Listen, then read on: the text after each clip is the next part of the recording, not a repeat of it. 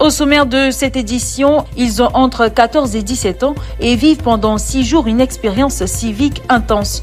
Le parcours citoyen 2025 bat son plein à Bouaké et Dabou avec 900 adolescents mobilisés pour devenir les citoyens engagés de demain. Face à un secteur en pleine transformation, la Côte d'Ivoire revoit son code du tourisme. À Cocody, experts et professionnels s'accordent sur les réformes à engager pour un cadre juridique plus adapté. Et la propriété intellectuelle, un atout souvent négligé par les PME et start-up. Pour y remédier, l'OAPI lance le programme IPDESC, un accompagnement sur mesure pour protéger et valoriser les innovations africaines. Bienvenue dans le 7 minutes. Le jeudi 17 avril, 900 adolescents, dont 338 filles et 562 garçons âgés de 14 à 17 ans, ont été déployés sur les sites de Bouaké et Dabou pour le parcours citoyen 2025. Une immersion civique de 6 jours initiée par les ministères de la Jeunesse et de l'Éducation nationale. Réunis au lycée Jeunes Filles, au lycée classique de Bouaké et au CAFOP de Dabou, ces jeunes vivent une expérience transformatrice autour du civisme, du respect des symboles républicain, de la sécurité numérique, du leadership ou encore de la protection de l'environnement. 4 jours après le début, Amara Koulibaly, directeur général de l'Office du service national, s'est rendu à Dabou pour constater l'effectivité de l'apprentissage. De façon concrète ici, c'est que pendant ces jours-là, on veut inculquer à ces jeunes-là les valeurs, les principes du civisme, leur inculquer le respect des institutions. Donc, il faut que les jeunes-là, quand ils sortent d'ici, ils puissent respecter l'institution scolaire et ils puissent respecter également les personnes qui incarnent cette institution scolaire, le principe du civisme que je vais énoncer également et qu'on souhaite que ces jeunes-là intègrent dans leur comportement, c'est les questions de solidarité et d'entraide. Le programme, conçu par l'Office du service civique national, mise sur des modules interactifs et des ateliers pratiques. Lors de ces différentes formations, on se rend compte que ces enfants ont beaucoup à dire et puis aussi ont beaucoup à apprendre. Donc, on fait l'effort de les écouter et puis de les recadrer quand il faut. Il faut dire que au départ, ils étaient un peu hostiles, récalcitrants, mais avec les explications et puis notre méthode propre à nous qui est de vraiment permettre à l'enfant de s'exprimer, ils arrivent à trouver un canal où ils peuvent mieux parler. Le parcours citoyen 2025 s'impose comme un véritable laboratoire d'excellence citoyenne, façonnant les leaders de demain. Le Code du tourisme ivoirien s'offre une cure de jouvence. À Cocody, experts et professionnels se penchent sur les limites d'un texte vieux de plus de 10 ans. Autour du thème force, faiblesse et propositions de révision, la première journée du séminaire d'évaluation du Code du tourisme s'est ouverte. Cette rencontre vise à actualiser la loi de 2014 pour mieux encadrer un secteur en pleine mutation. Comme tout texte évolutif, c'est tout.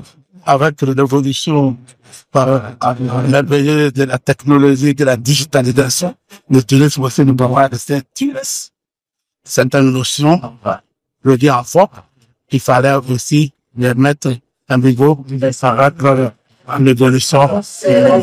Nouveaux métiers, digitalisation, gestion du foncier touristique, les enjeux sont multiples. L'urgence d'un cadre juridique adapté à l'économie touristique moderne est d'actualité.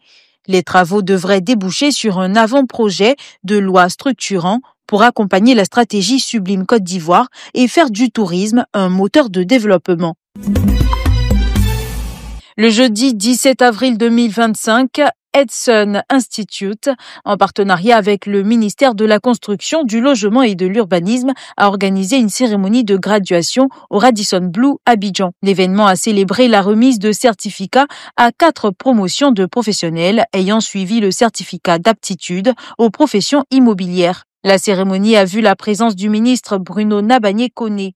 Donc c'est avec un bien plaisir que je parle encore à cette cérémonie qui marque, comme tu l'as dit avant moi, la célébration du 7e anniversaire du cabinet Edson Institute, un peu qui m'a 7 ans, cela peut paraître modeste à l'échelle du temps, mais c'est également un marqueur, parce que c'est un chiffre d'or, je n'ai pas le temps là-dessus, mais c'est surtout le marqueur d'une certaine maturité pour une entreprise, pour une institution.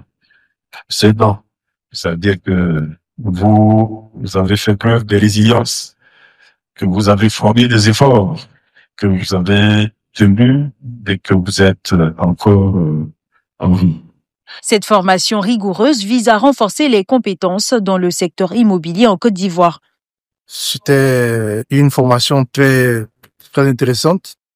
Elle nous a permis d'apprendre davantage sur ce métier, bien connaître les subtilités de ce domaine. Edson Institute s'inscrit ainsi comme un acteur clé de la transformation du secteur immobilier.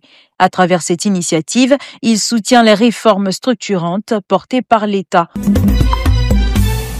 La propriété intellectuelle s'impose de plus en plus comme un levier stratégique pour la compétitivité des entreprises. Consciente de cet enjeu, l'Organisation africaine de la propriété intellectuelle a lancé officiellement son programme IP-Desk, un dispositif d'accompagnement destiné aux PME et start-up innovantes. Ce programme vise à sensibiliser et outiller les jeunes entreprises sur les enjeux souvent négligés de la protection des innovations. Par rapport à la propriété intellectuelle, on pensait que c'était une affaire d'intellectuel, une affaire de quelqu'un qui sait écrire, mais avec tout ce que nous avons reçu comme information, nous nous rendons compte que tout le monde peut avoir une protection. Cette formation est très bienvenue. La rencontre a réuni experts et entrepreneurs pour échanger autour des bonnes pratiques de la valorisation des actifs immatériels et des mécanismes de protection juridique.